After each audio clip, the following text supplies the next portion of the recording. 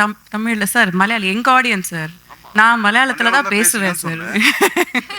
കളിക്കല്ലേ, നമുക്ക് തന്നെ സംസാരിക്കാം, ഞാൻ ടിപ്സ് തരാൻ വേണ്ടിയത്. പക്ഷെ എൻ്റെ മകൾക്കൊന്ന് വരുവാണെങ്കിൽ എന്നെക്കാളും മോശം വേറെ ആരുണ്ടാവില്ല. ഞാൻ അവരെ തീർക്കും എന്ന നിലയിലും പോരാളി, ഈ രണ്ടും ഒരുമിച്ചാണ്. മനസ്സിന്റെ ആ കഥയിൽ അഭിനയിക്കുമ്പോഴും ഹാർട്ടിൽ രണ്ടാണ്. അമ്മയാണ്, പക്ഷെ ഒരു പോരാളിയാണ്.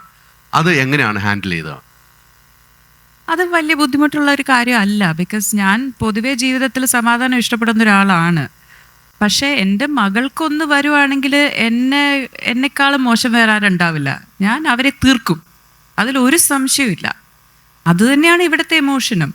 ഈ നീലവേണിയും അത് തന്നെയാണ്. അവർക്കും സമാധാനം ഇഷ്ടപ്പെടുന്ന ഒരാളാണ്. അവർ എത്രത്തോളം ഫിസിക്കലി മെൻ്റലി ഒക്കെ സ്ട്രോങ് ആണെങ്കിലും നമുക്ക് സമാധാനമായിട്ട് ജീവിക്കുന്നതാണ് നല്ലത് എന്ന് പറയുന്ന ഒരു വ്യക്തിയാണ്. പക്ഷേ അവളുടെ മകളെ ആരോ തൊട്ട് കളിക്കുമ്പോൾ അച്ഛനുണ്ടേലും ചെറിയച്ഛനുണ്ടേലും ആരാണേലും ഞാൻ മുന്നേ വന്ന് നിൽക്കുക, എന്നെ കടന്നിട്ട് പോയാൽ മതി എന്നാണ് അവരുടെ അത് ഏതൊരു അമ്മയാണെങ്കിലും അങ്ങനെ തന്നെയാണ്.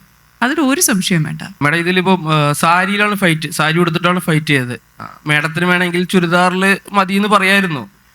പക്ഷെ എന്തുകൊണ്ടാണ് സാരി തന്നെ മതി, ഞാൻ അത്രയും എഫേർട്ട് ഇട്ട് ചെയ്യും എന്ന് തോന്നിയത് എന്താണ്? അങ്ങനെ ആക്ച്വലി നമ്മൾ അതിനെക്കുറിച്ച് ഡിസ്കസ് ചെയ്തിട്ടുണ്ടായിരുന്നു. സുഭാഷ് ഞാനും സംസാരിച്ചായിരുന്നു. ചുരിദാറിൽ ഒരു ഫ്ലാഷ് ബാക്ക് പോർഷനിൽ ഒരു ഫൈറ്റ് ഷൂട്ടും ചെയ്തതാണ്.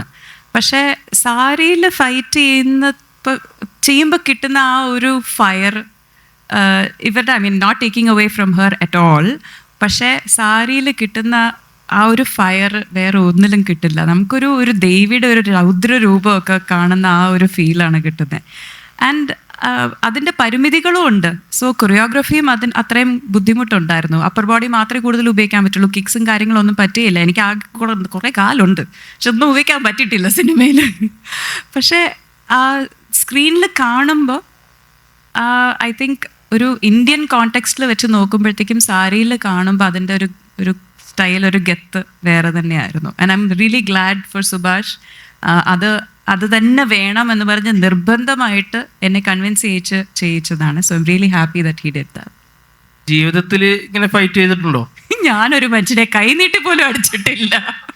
വായി വെച്ച് പറയും, കൊടുക്കേണ്ട അടുത്ത് കൊടുക്കും. പക്ഷെ കൈ കൊണ്ടുള്ള പ്രയോഗം ഞാൻ ഇതുവരെ ചെയ്തിട്ടില്ല. പക്ഷെ ഇനി ചെയ്യൂട്ടോ, ഇനി ചെയ്യും. ഇതിനു വേണ്ടി ഞാൻ ട്രെയിനിങ് എടുത്തു. പക്ഷേ ആ കരാട്ടെ ട്രെയിനിങ് പക്ഷേ ഇപ്പം സാറ് പറഞ്ഞ പോലെ ഫിസിക്കലി സ്ട്രോങ് ആണെന്നുള്ളൊരു വരുമ്പോഴത്തേക്ക് അകത്തെ കോൺഫിഡൻസ് കൂടും. 40 കഴിഞ്ഞിട്ടുള്ള ഒരു ലേഡിക്കും ഇത്രയും ശക്തമായ ഒരു ക്യാരക്ടർ എഴുതുക, ആ സ്റ്റീരിയോ ടൈപ്പിനെ അങ്ങ് ഡിസ്ട്രോയ് ചെയ്യുക എന്ന് പറയുന്നത്, ആ മെസ്സേജ് നമ്മുടെ എല്ലാ വീടുകളിലും എത്തിച്ചേരണം.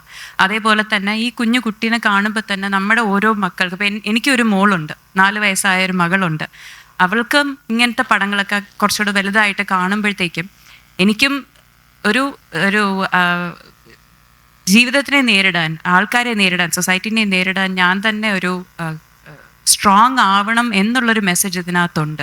സോ ഈ മാസ് മസാല എല്ലാം, ആക്ഷൻ, ഹൈ ഒക്ടേൻ, എന്ത് വാക്ക് ഉപയോഗിച്ചാൽ പോലും ഇതിൻ്റെ പിന്നിൽ വളരെ ശക്തമായിട്ടുള്ളൊരു മെസ്സേജിങ്ങും ഒരു സൊസൈറ്റിനെ ബ്രേക്ക് ചെയ്യുന്ന, അതിൻ്റെ സ്റ്റീരിയോ ടൈപ്പിനെ ബ്രേക്ക് ചെയ്യുന്ന ഒരു കാര്യവും കൂടെ ഉണ്ട്.